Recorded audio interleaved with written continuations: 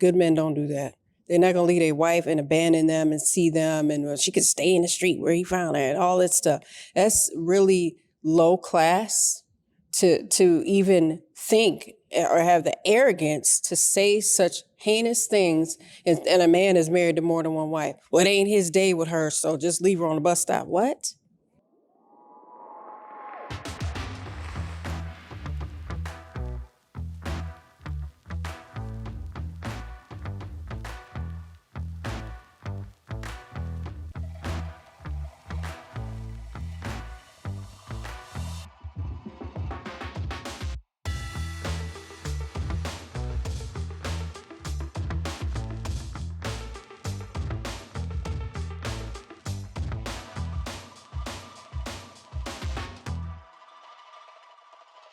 Assalamu alaikum. Peace. I'm Coach Nazir.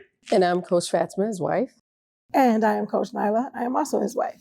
We are the founders of Outstanding Personal Relationships, as well as the authors of the book, Let's Talk Polygamy Uncensored. With that being said, we want to discuss something that's pretty important. We're going to get into different games, different manipulation or power plays that men and women try to play and deal with when it comes to polygyny in particular. If you don't know, polygamy is the general term that simply means a spouse who is married to multiple spouses. But under that umbrella, there are two in particular. There's polyandry, where a wife has multiple husbands, or a husband is married to multiple wives. Clearly, we endorse and support and I practice polygyny.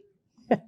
With that being said, we're gonna go ahead and share just some different games and things to really look out for. It's kind of red flags, if you will, when it comes to polygyny, because no, it's not all just hunky-dory or sunshine, rainbows, and what else? Kittens and unicorns. Kittens and unicorns and all that stuff, right? And leprechauns. Right, you know what I'm saying? So let's get to it. What are some things you want to go ahead and point out? I think that the unsolicited phone calls and advice that some wives will practice. This is she needs to, you need to tell her to. What you mean? Well, the wives will tell the husband. Oh, you need to check her. You need to get her. That kind of stuff. And nobody asked they didn't ask you what they need to do. So one of the ways that women can manipulate, we're gonna get over here to husbands and wives, is trying to use their husband for their mouthpiece so that he can communicate what she's afraid to communicate to her co-wife. And it's very manipulative. It's not a healthy practice. He will remember it when he finds it out if he doesn't know it already. And you're not gonna look too good if you're doing that. This is something that can happen no matter the sequence of wives, because we as co-wives and family members, Coach Nyla and I have gotten it from initial wives, we've heard it from subsequent wives as well. There can be these really terrible, people think this is chess in their mind and they're playing checkers. So when you take your husband and you use him as your tool to manipulate, that again, that says something about your character. It says something about how you feel about him directly and your co-wife as well. So he becomes this collateral damage, and you might be thinking, oh, well, he loves me, so I can use him to my advantage to get to her. You know, so Yeah. That, oh my gosh, crying wolf, where you'll have, it doesn't matter what timeline you're in, whether you're an initial wife, additional wife, it doesn't matter. You want to spend more time. So you have the phone calls, or, you're terrified, afraid, or you miss them, don't want, those different things. It's okay. So she can't make a phone call? No, I'm about to get it. She getting there. I want you to get there, because I'm like, I was still started. But for the men that are watching, trying to figure it out, so trying to help you. No, you can't have phone calls, because we, as my co-wife and I, we state over and over again, we're married to him 100% of the time. He's married to us 100% of the time. He's 100% of our husband. It's not this split in half type of guy. So, but the thing is that when it's the crying wolf, when you don't want this person to, you don't want the husband to leave. And we understand that. You miss your husband. You want him to be with you. You want to spend this time. But to take over someone else's time to say, well, I'm feeling sick, or I might need you to do this, and I need this, where it's this manipulation tactic of keeping him away from spending the time or his allotted time with his other wife by making those stories, if you will. And I've heard it, I've seen it, and it happens. So it's a manipulation tactic. The other manipulation tactics that we have to watch out for, or that we have to watch out to not utilize, is using children as pawns and using sex as a weapon. Where it's like, well, if you do this, then I won't do this for you, or I won't give you this, or, I'm going to, tell the kids this, or, you are telling the children certain things so they'll feel a certain way about their father, and that bringing them into the situation where they need not be. Indeed. So, just think about that. There's so many different things that sprouts up in and of itself, because as a man, you already know you're supposed to be on different time, whether your time schedule or how you have it set up, versus, allowing yourself to be manipulated is the point. All right. And there's a thin line between understanding, recognizing the real need versus, what time does this have to happen this weekend? 10 o'clock, 10:30 at night text. 2 o'clock in the morning. It was an accidental call. It's like, things like that, knowing that some things are annoyances and are done intentionally. These types of things where it almost feel like you babysitting dealing with, a toddler or something like that. All right. So knowing clearly you got to be the man. Some men go and they put their phone on do not disturb or just don't deal with it, which I think that's problematic, because there are chances for real emergencies. Those do happen. And to just cut everything off, that doesn't make any type of sense. Nobody should, first of all, should be regulating your phone time or usage, and you should be able to regulate and check that in when it's not appropriate. All right, that's basic stuff. The other part comes when men want to beat on their chest, like, I'm the man, I have a right to such and such and so on, as though just because you're a man, then that means, you can go ahead and practice polygyny. First of all, it's not for every man, all right, especially not the average man. And we talk about, and I share where the average man's the top of the bottom or the bottom of the top. That's all average is.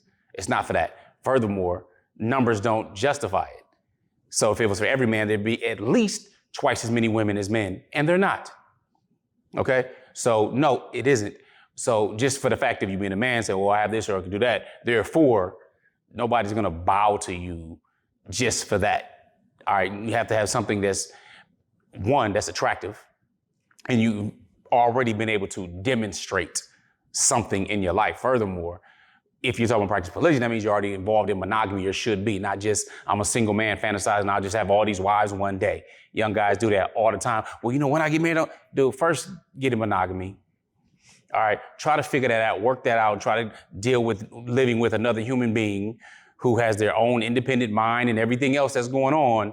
Try to work that well before you already trying to jump into expanding when you haven't expanded yourself, your life experiences, and these things, but you may have gotten good with your talking. And as I say, women are seduced by their ears, where men are seduced more by their eyes. So just because you're good at talking, that's that pickup artist stuff. That's one of the reasons I don't go into a number of different, do this or do that, or say this or say that to her. There's a whole genre, a whole category of men out there, these pickup artists. That's not what we buy. And it reminds me, if you ever seen the movie Hitch, there was a dude named Xavier or whatever. Dude tried to come in and, try to play the role and everything else. He's a pickup artist. You just want to get at somebody in particular and so on. So there's a whole area out there for that. But when it comes to polygyny, we're talking about raising your standards and raising your core values and moving with morals. All right, so. You mentioned intentionally doing stuff. Sometimes your intentions can be malicious. So I want to use a strong word so that people remember it, because with some wives, that's what it is. It's being malicious and trying to create a nuisance and to get attention, like Coach Nyla, they were saying. But some of it can be straight up. We had somebody, we were talking about a husband giving his other wife a ride, and this was on Facebook. This argument broke out, and this woman said, well, I would have left her I'd leave her on the corner where she belonged, and he needed to just go on past her. Men don't typically do that. Good men don't do that. They're not going to leave their wife and abandon them and see them and she could stay in the street where he found her and all that stuff. That's really low class to even think or have the arrogance to say such heinous things. And a man is married to more than one wife. Well, it ain't his day with her, so just leave her on the bus stop. What? That's family. That's my spouse. I'm not going to abandon them. Now, there's some suckers out there that abandon their wives in more than one way. But we're talking about men that care about their role and that love the women that are in their life. People get mad. They get mad and they want men to measure. Well, how much do you love this one? And how much do you love that one?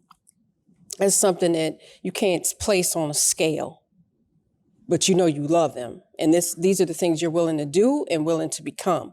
So as wives, we know what we're doing. We're sharing our husband, but we are sharing time with the entire world that he's in, and he's sharing it with us too. He can't see us whenever he wants to see us every single time. So everybody has a role to play, and it's important to understand what that role is and to not step over boundaries and ignore boundaries and completely violate boundaries. We don't make calls at 2 and 3 o'clock in the morning. If we call Coach Nazir, Coach Nyla can speak on this too. He knows if we're calling him at 2, 3 in the morning and it's not our night with him or his night with us, something bad happened. Something is going on. Somebody is sick. Somebody passed away. It's something extreme, but not what you doing. No, we don't do that to one another either.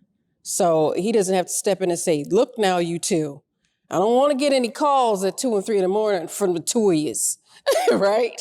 He doesn't have to do that because we respect each other's boundaries and roles in polygyny. I like that you said that because it's to comment on that as well as what Coach Nyla was saying about the men, about that the ego the arrogance is like, well, because I'm a man, I can do this. We as wives have those type of egos too. It's like, well, I'm the first wife and I'm, the initial wife. So you should be able to do this. And, my time should be like this, or I should be able to at least tell you when you can go to see her or be with her or certain types of things like that, because I'm first. We made this family. If it wasn't for me and you, then it wouldn't be a family type of thing. And then you have additional wives come in with like, well, we don't have that much time. And, we got to make up this time. And you have all this time with her. What about me? Type of thing. That's manipulation. Whether you want to see it as that or not, we're going to call a spade. And it's what it is. It's manipulation on both ends. And don't no man want to hear a bunch of whining. Exactly. People in general, we don't want to hear our children whining. So you definitely don't want to hear a grown woman whining about what she feels you should not be doing, and that is what you must do. It reminds me, especially if you're a parent and you know that a child may get in trouble to get attention.